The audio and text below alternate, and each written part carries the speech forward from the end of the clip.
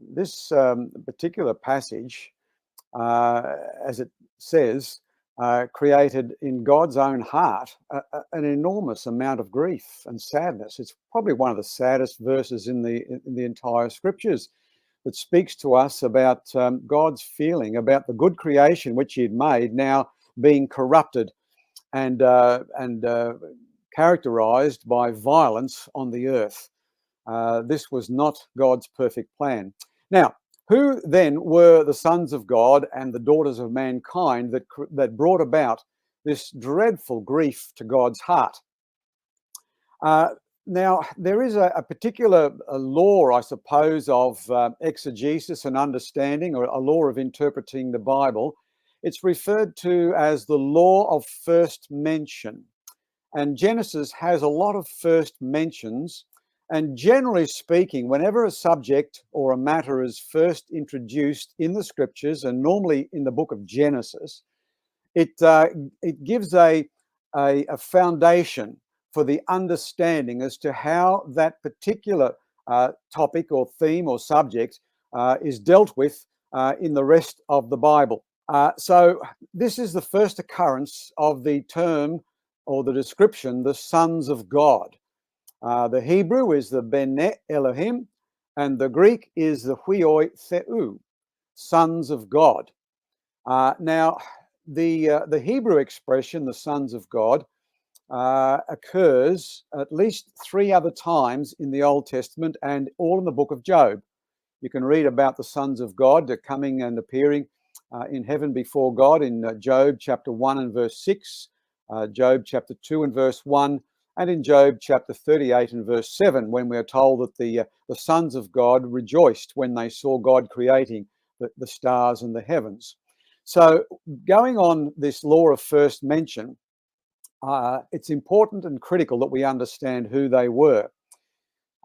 Now, there are basically 3 main schools of understanding what was going on here when the sons of God took for themselves wives, as most translations say, and the resultant offspring were these Nephilim, or the giants.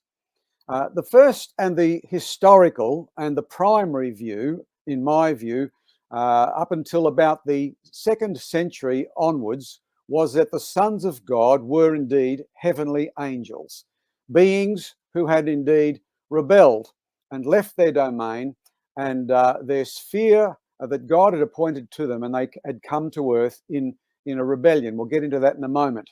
That's the first one. It's the primary view that the Jewish people themselves understood their scriptures to mean here. The second main view, which has become the primary view as far as I can tell in evangelical and mainstream Protestant circles, at least today, is that the sons of God were the Sethites. They were the men from the line of the man Seth, who was, of course, a son of Adam. That's a primary view today, more popular than the first one, which was the fallen angels.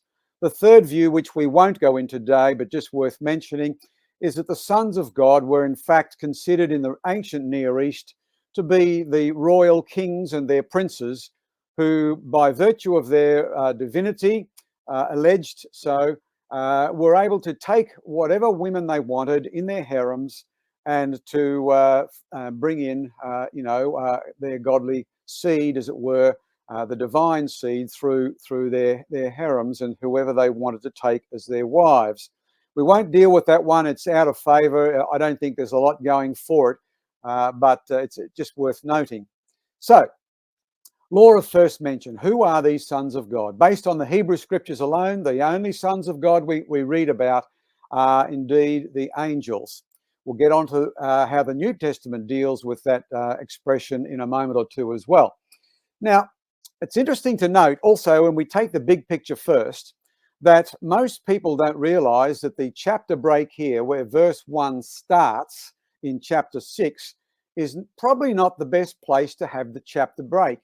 If you look at the end of chapter 5, we read there that in verse 32 that Noah was 500 years old when he became the father of 3 boys, Shem, Ham, and Japheth.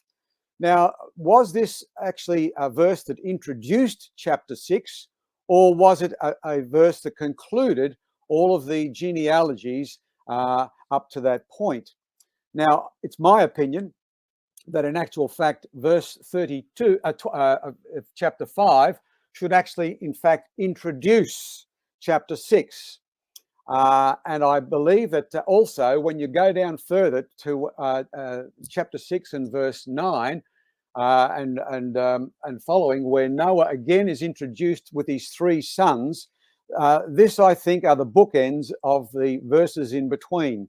Whatever happened with Noah and his sons in these wicked days formed the whole context of what is going on. In other words, I don't believe we can understand Noah without understanding the Nephilim and the cause for the flood. Okay, now there are a couple of grammatical things that we need to also just get in our minds before proceeding too much. If you have a look at verse 4, thanks, Carlos, the daughters of mankind. Now, the Sethite view, the popular view today, believes that these were the women who belonged to the cursed line of Cain. And the sons of God were the descendants, the male descendants of Seth, who were supposed to be the godly line. Now, I want you to notice that it says the daughters of mankind. To read into the verse that the sons of God took the daughters of Cain is actually eisegesis. It's reading something into the text that is not there, reading something into the text in order to promote one's own view and theory. The daughters of mankind were, in fact, all of the female gender that had come through up until that point from Adam and Eve onwards. It's interesting that when the intertestamental writers, such as the first book of Enoch, mentioned this situation, they also call the sons of God the angels who saw the daughters of mankind. The daughters are never called the daughters of Cain.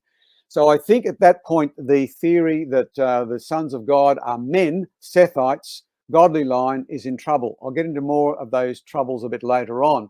But we're just talking about grammar at the moment. It's important to read what's actually there.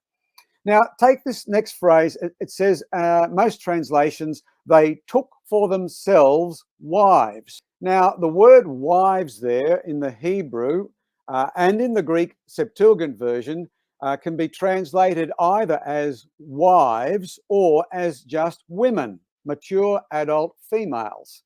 So it's a translator's preference as to whether they say these sons of God took women or whether they took wives. So in other words, is matrimony and a sanctified marriage relationship being talked about between a male, an adult, and a male female, or is it something else?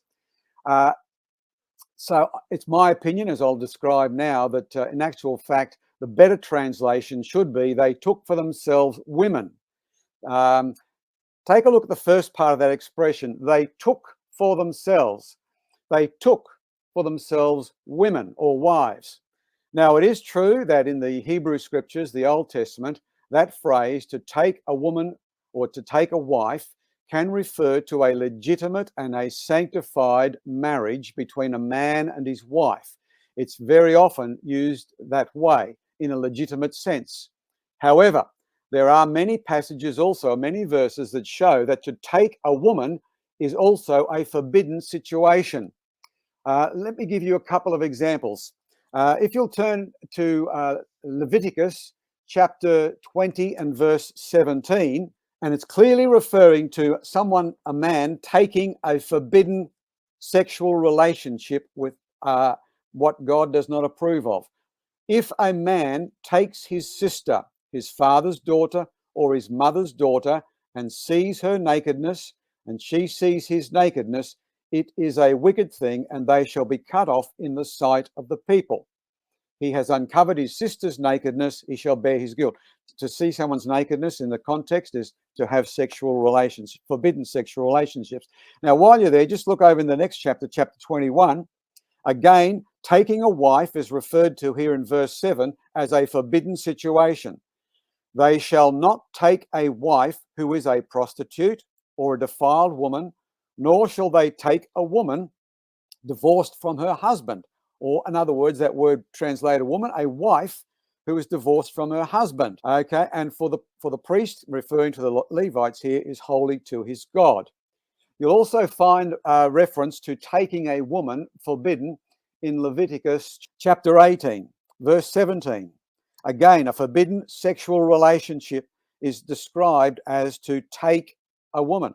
Verse 17, you shall not uncover the nakedness of a woman. Same word can be translated wife or woman there, of a woman and her daughter.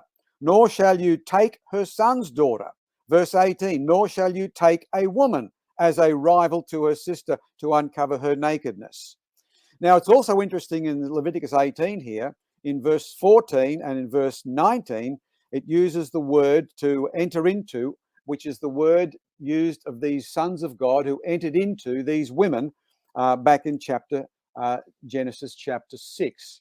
So they're just a couple of examples where this phrase, to take for themselves wives or to take for themselves women, is an interesting debatable point.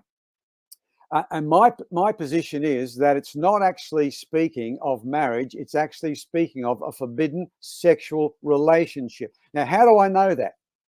Well, always, as we know in our minds, context is king. And the context of Genesis chapter 6 is corruption. It's even headed, the earth is corrupt. The context is the earth is filled with violence. So the context is speaking of a violence involving sexual relationships. And that, I think, is, for me, the key and critical reason why we must translate this taking wives for themselves to be in relation to forbidden sexual relationships and illicit sex, not to sanctified matrimony. Violence is the context of these sexual relationships. Now, it's also interesting to note, and this is where the Sethite interpretation, I think, also falls upon really hard times, is that the resultant offspring from these illicit sexual relationships between the sons of God and the daughters of mankind were the Nephilim. Is bordered by verse 32 of chapter 5, Noah, perhaps first recorded birth of triplets in humanity, gives birth to these three sons. And this is further explained in Genesis chapter 6 and verse 8 and 9.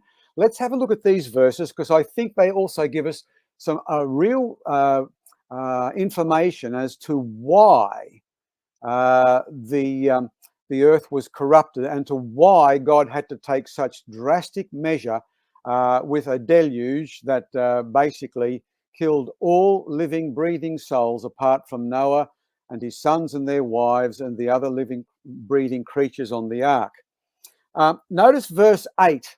It says, after God saying he was sorry, it says, but Noah found favor or grace in the eyes of the Lord. What was it that made Noah acceptable and in favor with God? Well, I believe verse 9 gives us 4 phrases that actually describe for us the reason why Noah found favor. Okay, there are the first expression. Notice it says, "These are the descendants of Noah." That's description number 1. In actual fact, both in the Hebrew and the Greek, it really should read, "This is the generations." If you look at the King James, the old King James, it's correctly translates it, "These are the generations of Noah." Okay, or the New King James says, "This is the genealogy," also acceptable, the genealogy of Noah. The NASB, I think, has a great translation here. The old NASB that I have actually says, "These are the records of the generations of Noah." So that's the first phrase that we will look at in a moment further. Now, the second thing that I believe so Noah found favor with God because of his genealogy. That's the first thing. Secondly, we'll explain that. Secondly, Noah, it says, was a just man or a righteous man. Okay, so this is speaking of his character. We know that Noah was a just man, a righteous man. Third expression here, Noah was perfect in his generations. Now, this particular phrase, unfortunately, is very badly translated in the New American Standard Bible. Mine reads that he was blameless in his time. It should read, Noah was perfect in his generations. Now, the Greek word there is he was complete in his generations. What does this mean? I believe, and I'll show it now, that Noah, in actual fact, all the way back to Adam, had a pure Adamic bloodline. Noah was, and his sons were pure human descendants from all the way back to Adam. Okay? It was important, and we'll explain this also down the track a bit, that Adam be a full-blooded, true, perfect human being. The word here for perfect, in the Hebrew, now excuse my Hebrew expression, but it's tamim, is the word that's used of the perfect animals for sacrifice. They had to be physically pure, without spot and without blemish, tamim.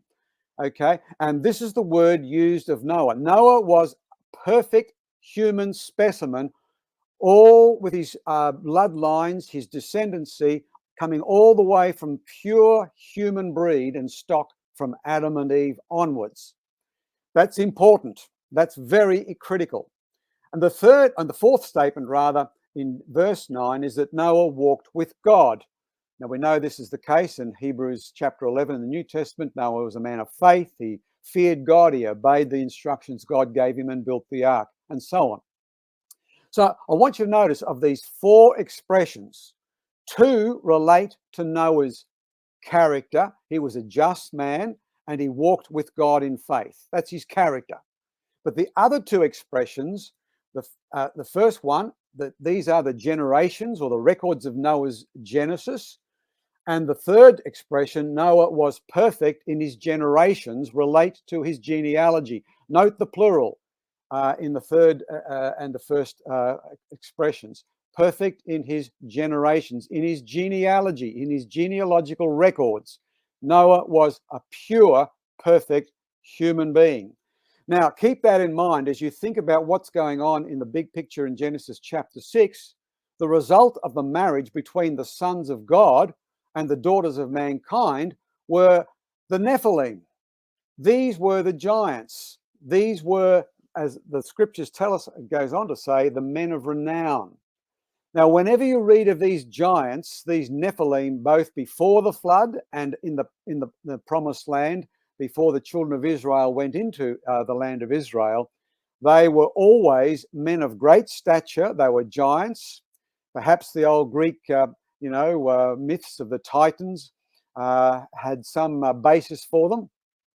And they also opposed God and God's people at every step of the way. Of course, the first one that comes to mind for most people would be, of course, Goliath.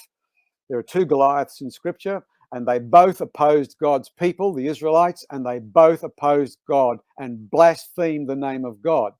Another famous giant in the land of promise was the king Og from the northern part of Israel, the last survivor of the great giant clans there. And Og is actually, interestingly enough, mentioned 22 times from the book of Numbers through to the Psalms. 22 times. He must be an interesting character and full of significance. But he was a giant, and he also had this human hacking of his genomes, as I'm going to show you now. So two expressions about Noah relate to his character, and two of them are stressing his bloodlines, his pure, perfect, physical descent from Adam and Eve. Now, why is this important? Why? And here is the big, I think, answer to this theological question. If you go back to the beginning, when Adam and Eve fell and they rebelled and they sinned, there were three persons in the garden who received the curse and the sentence and the judgment of God. Adam, of course, Eve, his wife, and of course the third one was Lucifer. Now, in the garden, Lucifer was told, you will recall, that the seed of the woman arise and would come and crush his head. In the process, the woman's seed would have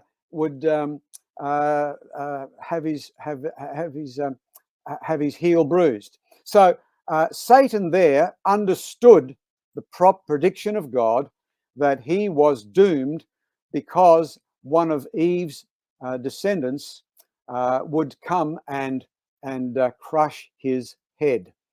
In other words, the sentence awaited a future fulfillment. So here's Lucifer in the garden, understanding God's word that a promised human being, the seed of the woman, was going to come and was going to actually crush him and obliterate him altogether, crush his head. Satan understood this prediction, and it seems to me that he understands it more clearly than perhaps even we Christians do today, that it had to be a human Messiah, a promised seed from the human stock that was going to crush him. And so Satan and the sons of God who rebelled, and we still haven't got to why they rebelled, but they were coming in before the flood to actually destroy the human seed, to create these hybrids, these human half-breds, monstrosities, and therefore to try to thwart Satan's doom. So this was a Satan's plot to thwart the God of heaven's plan for a human redeemer. So what I'm saying is the word that's used to describe Noah and his sons is that he was perfect, he was a pure bred. He had pure bloodlines reaching back to Adam, just as all human beings today are human beings who are first of all born in Adam. So we are pure human beings, but innocent to start with, but by our choices we become sinners.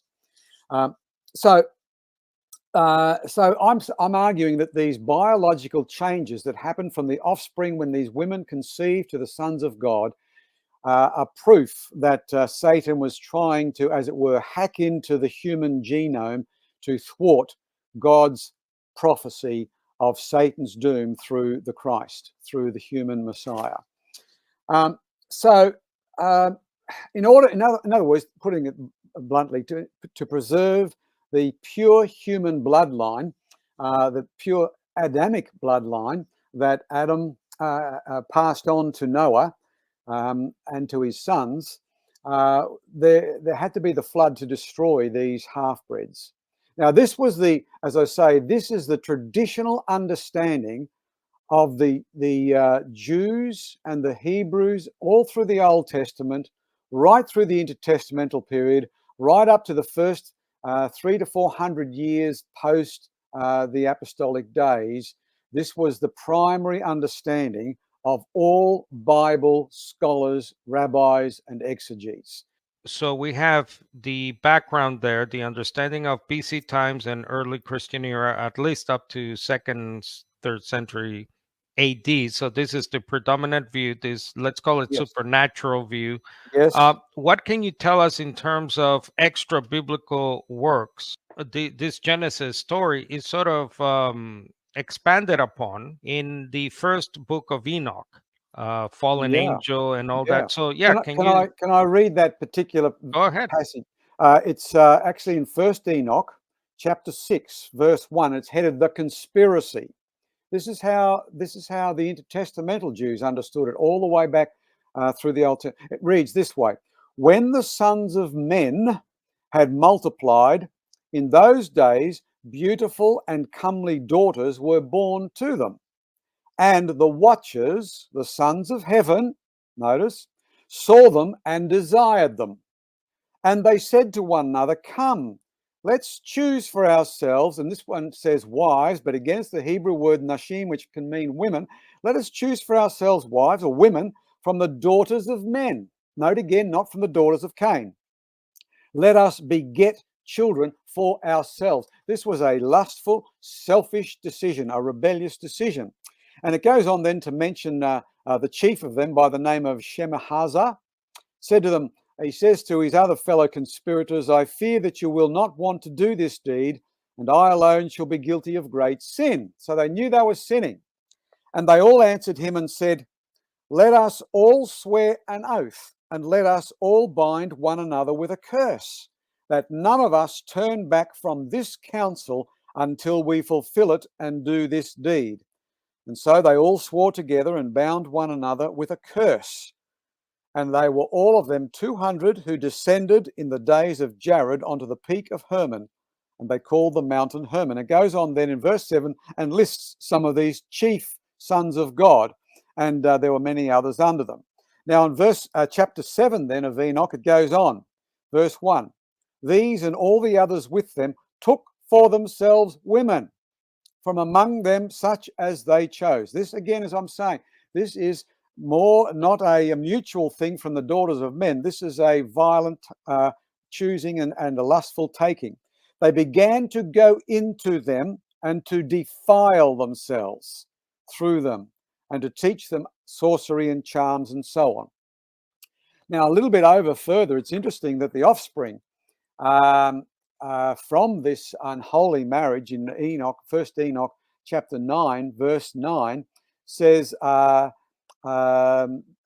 the daughters of men have borne sons from them, giants, half-breeds. So this was the traditional Hebrew understanding from their scriptures, and that was the primary and the only understanding of Genesis chapter 6. Now, it's very interesting that you raise that question at this point, because it's very timely. Because in the New Testament, certainly we read about the Apostle Peter, and in the writing of Jude. So I think these are the main ones, and you can comment on this. So in 1 Peter 3, yes, Christ made a proclamation to the spirits in prison, who in the past were disobedient at the time when God waited patiently in the days of Noah, while the ark was being built. In the ark, a few, that is 8 human persons or souls, were saved through water. And then in the second letter, for if God did not spare the angels who sinned. Now, as you can see there, I put the different colors there. Yeah. So the red on the left, 1 Peter 3, I think is parallel to the red of 2 Peter 2. In other words, the spirits in prison, Peter himself goes on to define as angels who sinned, but threw them into Tartarus, locked them up in chains in utter darkness to be kept until the judgment. Yes. And then the blue, and if he did not spare the ancient world, but did protect Noah, a herald of righteousness, along with 7 others, when God brought a flood on an ungodly world. Yeah. And then at the bottom, you have Jude. Again, the red, and angels who did not keep their positions of authority, but deserted their own place.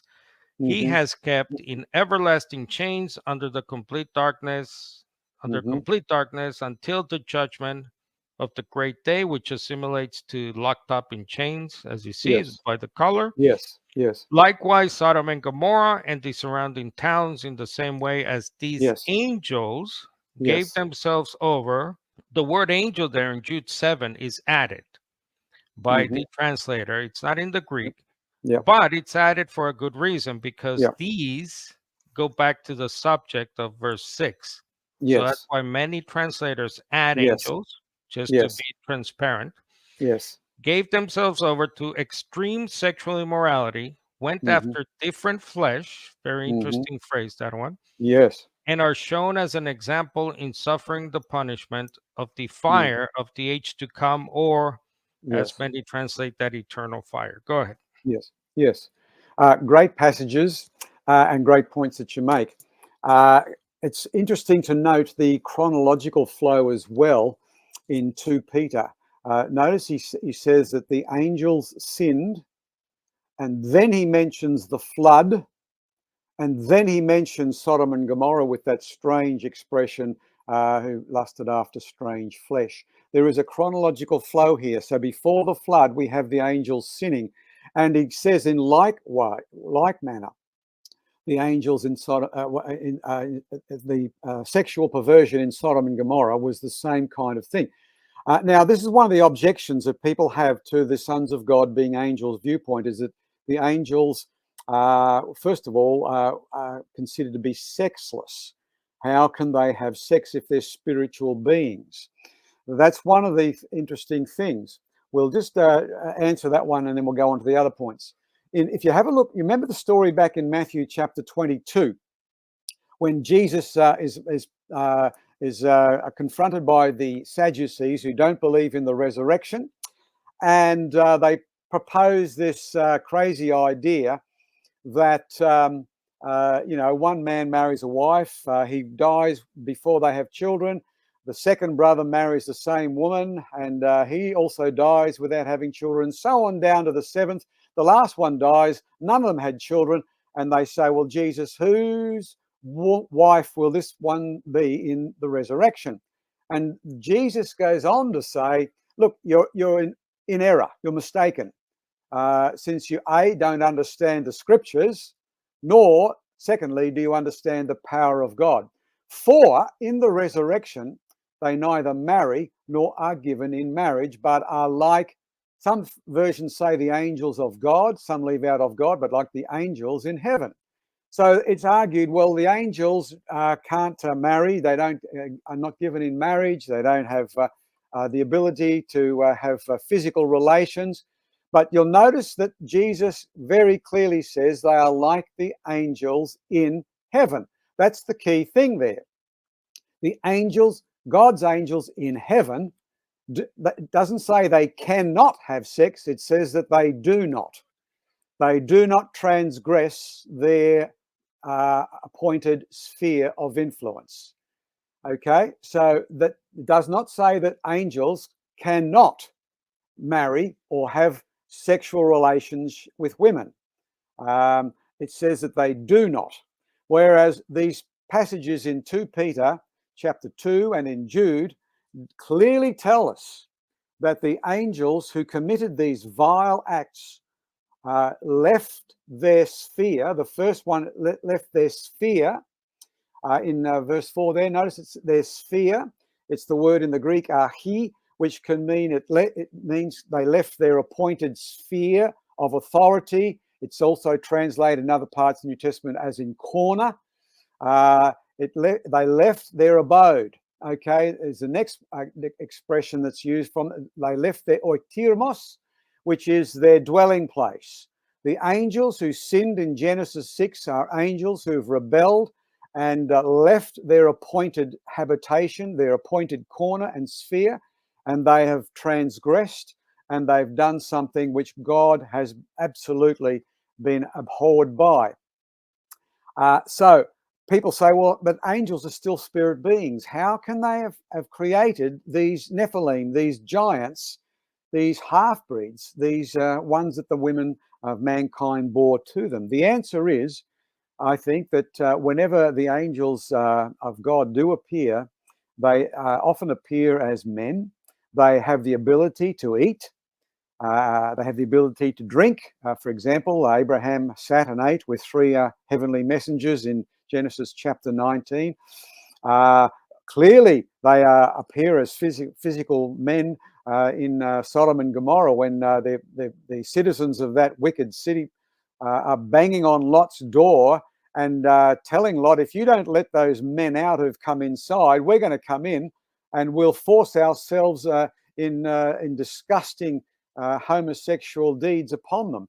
So clearly it would appear that angels have the capacity, when they do materialize for the benefit or otherwise of men, that they have the capacity to behave in a physical way as human beings. So the angels in Peter and the angels in Jude are clearly ones who have left their divinely appointed abode, and that's why they've sinned, and that's why Genesis 6 talks about them in a way it does, and requiring this drastic action.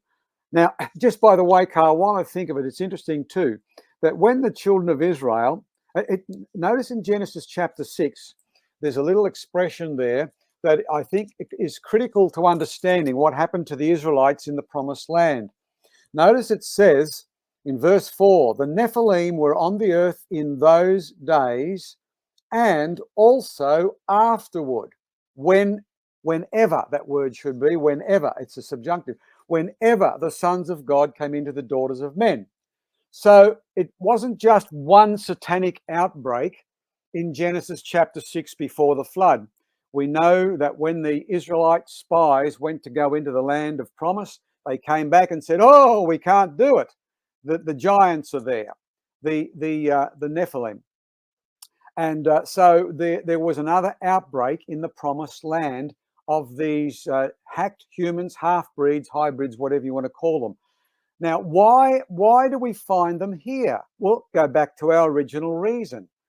Lucifer knows his judgment is coming when the human and promised seed, the Messiah, comes to crush his head. So God has promised now Abraham, following the flood, he's promised him that the Messiah, the seed, will come from his line. And so the children of Israel bear this promised seed. This is why at this point in time with Moses as well, going into the promised land, God introduces the laws for marital purity. He is trying to keep the human seed pure. This is why there are laws against adultery, why there are laws in the Old Testament for God's people not to marry other Gentile peoples, because the promised seed has to be kept pure. He has to be a pure human being. So when they go into the promised land, this maybe helps us a little to explain God's command at certain places where these giants were. They are called the Zimziman and the Hiram and the other giant tribes. Most of them were in the south, except for Og in the north. And this is why God wants them utterly destroyed, because they are trying to infiltrate the pure human seed. This is why we have some of the severest of judgments on the children of Israel when they committed, as the Old Testament says, whoredoms with the Gentile nations there.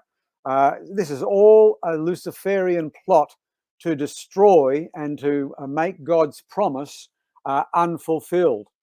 Okay, so this is one of the problems with the Sethite view, that the sons of God were human beings, that supposedly godly human beings.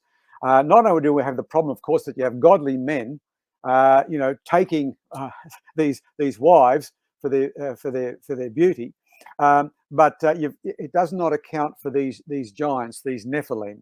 Now, the Nephilim, as I mentioned to you, whenever they occur, always of a huge physical stature, and they always oppose God and his people. The Nephilim, I think in the Hebrew, means the fallen ones. Some interpreters believe that it could also refer to them falling violently upon women. I wouldn't go so far as to make a big point of that, but it's a possibility that they were falling on these women and forcing themselves upon them. I think it probably has a primary reference to their wicked, godless character. So this is why God wanted to destroy them.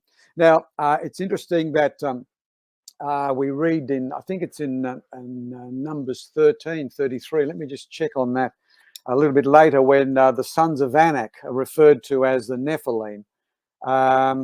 Is it Numbers chapter 13 and 33? I think it may well be. And again, it's talking about the genealogies.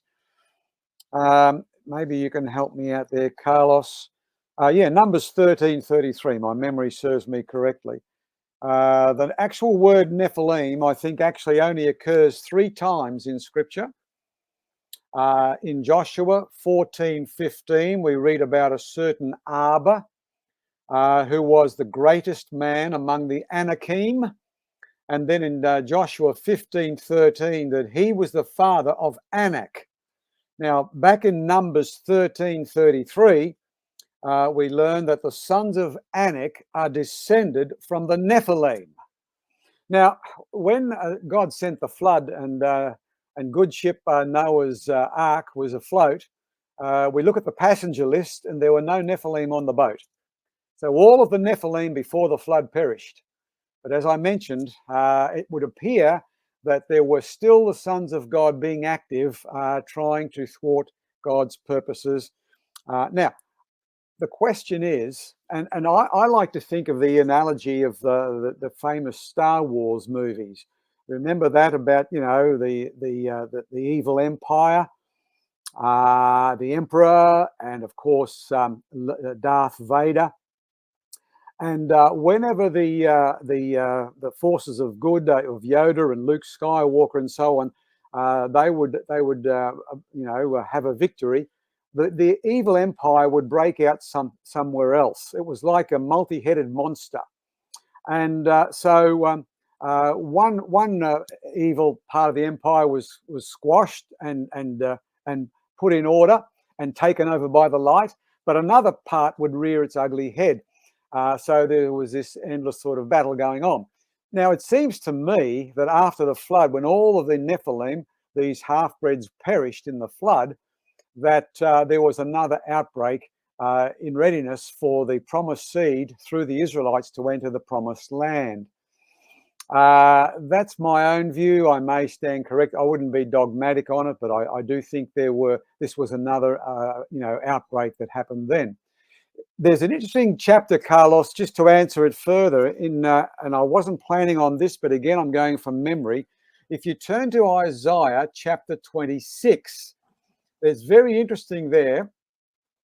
Isaiah chapter 26, and again, this doesn't come out in our English translations so well, but if you go back to the original Hebrew, it's very significant.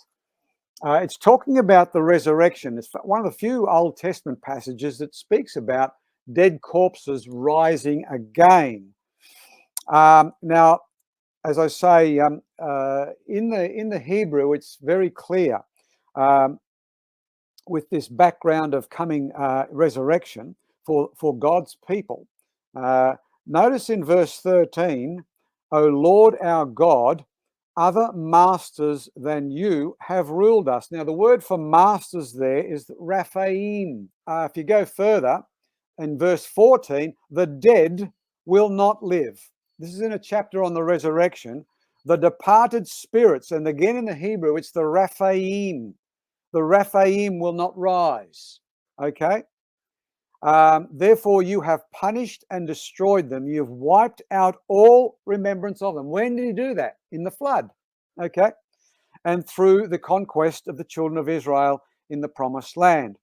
Now he goes on and he says in verse 19, a promise to the Israelites who are faithful, "You're dead," and this word is a different word.